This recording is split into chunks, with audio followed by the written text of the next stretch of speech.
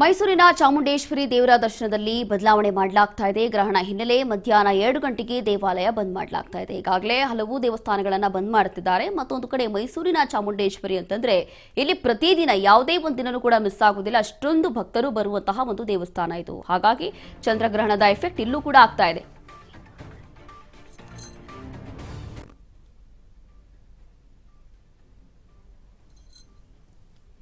ಗ್ರಹಣದ ಹಿನ್ನೆಲೆ ಮಧ್ಯಾಹ್ನ 2 ಗಂಟೆಗೆ ದೇವಸ್ಥಾನ ಬಂದ್ ಮಾಡಲಾಗ್ತಾ ಇದೆ.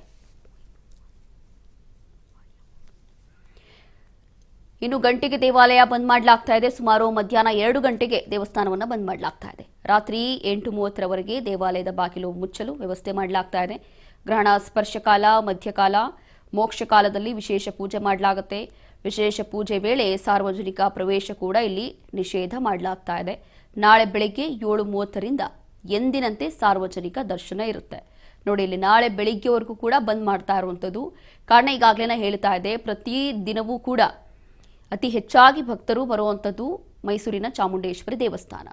ಹಾಗಾಗಿ ಈ ಒಂದು ದೇವಸ್ಥಾನದಲ್ಲೂ ಕೂಡ ಈ ಒಂದು ಚಂದ್ರಗ್ರಹಣದ ಎಫೆಕ್ಟ್ ಕಾಣಿಸ್ತಾ ಇದೆ. ನಾಳೆ ಬೆಳಗ್ಗೆವರೆಗೂ ಕೂಡ ಇಲ್ಲಿ ಸಾರ್ವಜನಿಕರಿಗೆ ಅವಕಾಶ ಇರೋದಿಲ್ಲ.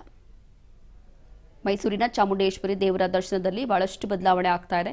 ಈಗಾಗಲೇ ಎಲ್ಲಾ ದೇವಸ್ಥಾನಗಳಲ್ಲೂ ಕೂಡ ಕೇತುಗ್ರಸ್ತ ಚಂದ್ರಗ್ರಹಣದಿಂದ ಎಫೆಕ್ಟ್ ಆಗ್ತಾ ಇದೆ, ಬದಲಾವಣೆ ಮಾಡುತ್ತಿದ್ದಾರೆ. ಕೆಲವೊಂದು ಕಡೆ ಸಂಜೆ ಹೊತ್ತಿಗೆ ಎಲ್ಲವೂ ಕೂಡ ಓಪನ್ ಮಾಡಿ ಎಂದಿನಂತೆ ಸಾರ್ವಜನಿಕರಿಗೆ ಅವಕಾಶ ಇರುತ್ತೆ. ಆದರೆ ಚಾಮುಂಡೇಶ್ವರಿ ದೇವಸ್ಥಾನದಲ್ಲಿ ಅವಕಾಶ ಇರೋದಿಲ್ಲ. ನಾಳೆ